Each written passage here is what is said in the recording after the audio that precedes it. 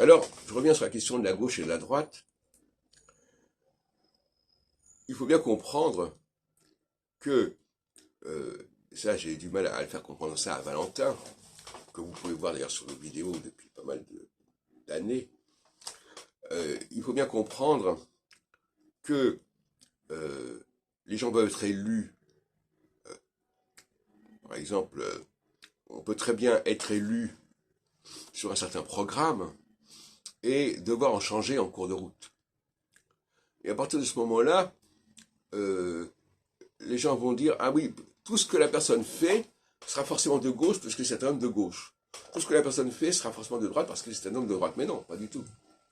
Les hommes de droite peuvent être amenés à pratiquer une politique de gauche, ce qu'on appelle de gauche, et les hommes de gauche peuvent être amenés à pratiquer une politique de droite. Mais ça peut scandaliser des gens comme, par exemple, Michel Onfray, qui stigmatise le tournant de la rigueur de 1983, parce qu'il y a une trahison, en quelque sorte, des valeurs de gauche, alors que tout simplement c'était une adaptation à la réalité.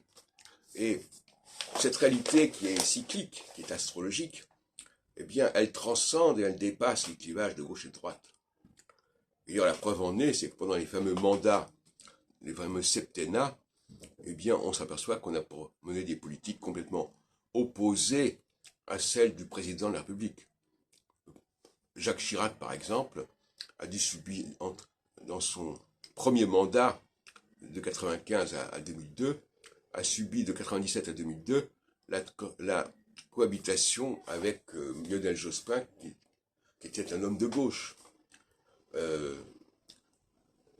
Donc, il faut absolument comprendre que les hommes politiques sont marqués par les périodes, et non pas par les programmes. Ce sont les périodes qui dictent les programmes. Alors évidemment, on peut être élu sur un certain programme, ça c'est entendu. Mais en fin de compte, on est élu sur un certain programme à une certaine période. Mais si cette période change, le programme doit changer. Et ça remet complètement en question cette cyclicité factice des mandats qui font qu'il y a un mandat à gauche et un mandat à droite. Il peut très bien y avoir des mandats qui sont à cheval sur deux périodes, parce que les périodes électorales ne sont pas alignées sur les périodes astrologiques. Et par conséquent, croire que du moment qu'on sait que telle personne est de gauche, toute la politique qu'elle va mener pendant tout son mandat sera de gauche, c'est une illusion totale.